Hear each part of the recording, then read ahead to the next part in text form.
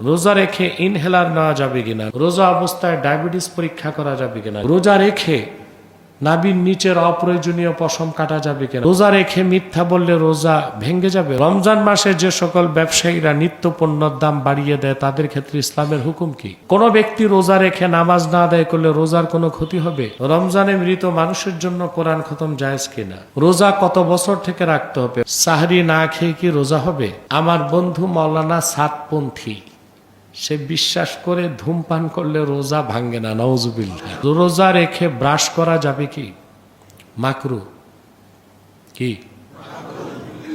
কারণ আপনি তো পেস্ট ইউজ করবেন, যদি এক কাতরাও ভিতরে না যায় রোজা ভাঙবে না, মাকরু হবে।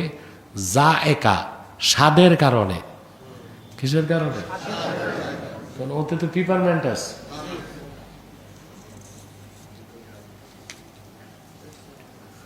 সাহরি না খেয়ে কি রোজা হবে? ইচ্ছা করে সাহরি না করাটা গুনাহ হবে, সুন্নতের খেলাফ।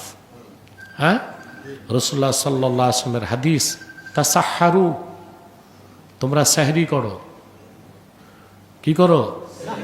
ফাইন্না ফিস সাহুরি বারাকা, কারণ নিশ্চয়ই সাহরিতে আছে বরকত। সাহরিতে বরকত কি বুঝেননি? আপনি যখন সাহরি করতে উঠবেন তখন কি শুধু উঠবেন না 2-4 রাকাত নামাজও পড়বেন? সাহরি করবেন, দৈহিকভাবে শক্তি পাবেন, আর নামাজ রোজা কিছু যে করবেন আত্মিকভাবে উন্নতি লাভ করবেন। আর সেহরি করার পর তেমন বোকা শোকা নাই দুনিয়ায় যে ফজর নামাজ বাদ দিয়ে ঘুমাবে, আছে নাকি?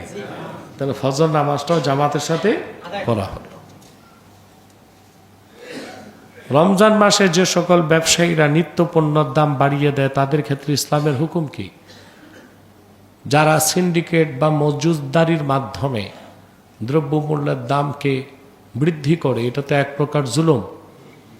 তো রাষ্ট্রের উপর দায়িত্ব হচ্ছে উপযুক্ত সাক্ষী প্রমাণের ভিত্তিতে তাদেরকে তাজির করা।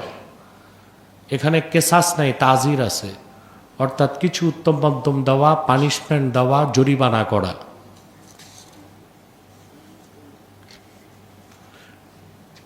রোজা রেখে মিথ্যা বললে রোজা ভেঙে যাবে, রোজা ভাঙবে না, কবুল হবে না।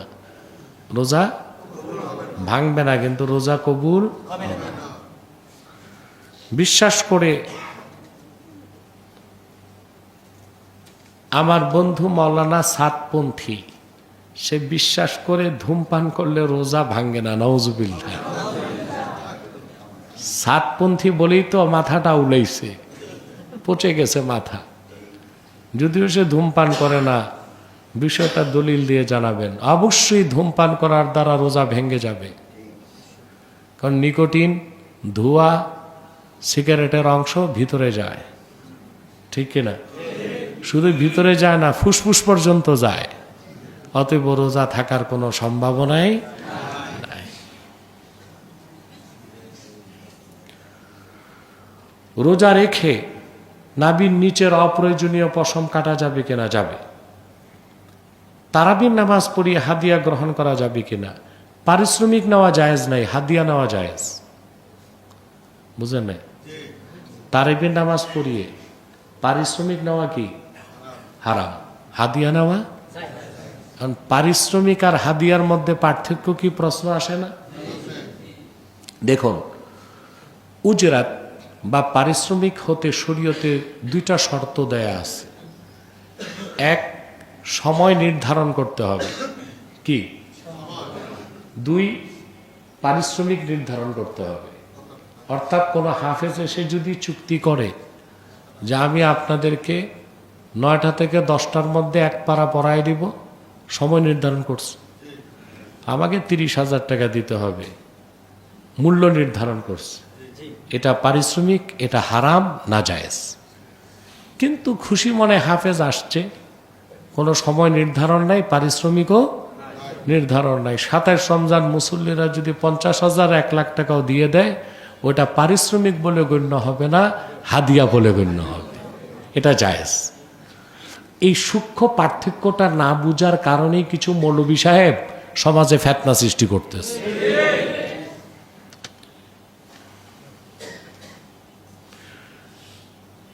কোনো ব্যক্তি রোজা রেখে নামাজ না আদায় করলে রোজার কোনো ক্ষতি হবে? রোজা কবুল হবে না, আদায় হবে। কারণ যে নামাজ পড়ে না তার কোনো ইবাদত কবুল হয় না। আপনারা এখনো নামাজ ঠিক মতো ধরলেন না।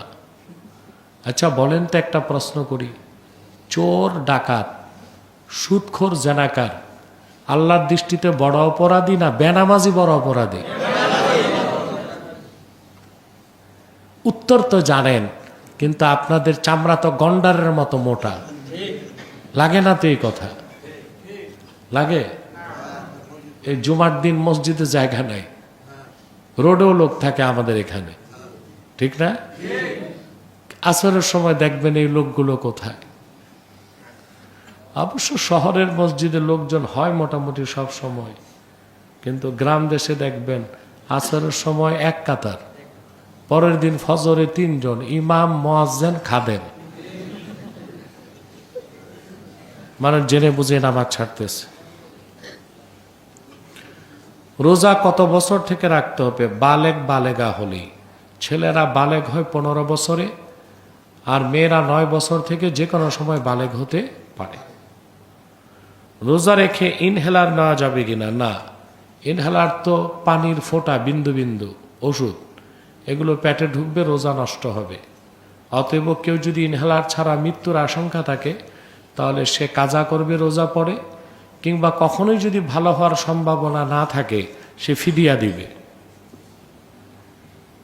রোজা রেখে হাত পায়ের নখ কাটা যাবে কিনা? যাবে। রমজানে মৃত মানুষের জন্য কোরআন খতম জায়েজ কিনা? মৃত মানুষের জন্য মানে আপনি কোরআন খতম করে সোয়াবটা পৌঁছায় দিবেন, এটা জায়েজ। রোজা অবস্থায় ডায়াবেটিস পরীক্ষা করা যাবে কিনা? যাবে, এতে সমস্যা নেই। ওটা তো রক্ত বের হয়, কিছু তো ঢুকে না, ঠিক না? আর রোজা রেখে কেউ যদি আপনার ইনজেকশনও নিতে চায়, নিতে পারবে, এতেও রোজা ভাঙবে না। যদি প্রয়োজনীয় ইনজেকশন নিতে হয় সে নিতে পারবে, কিন্তু শক্তিবর্ধক ভিটামিন জাতীয় কিছু গ্রহণ করতে পারবে না, তাতে মাকরুহ হবে।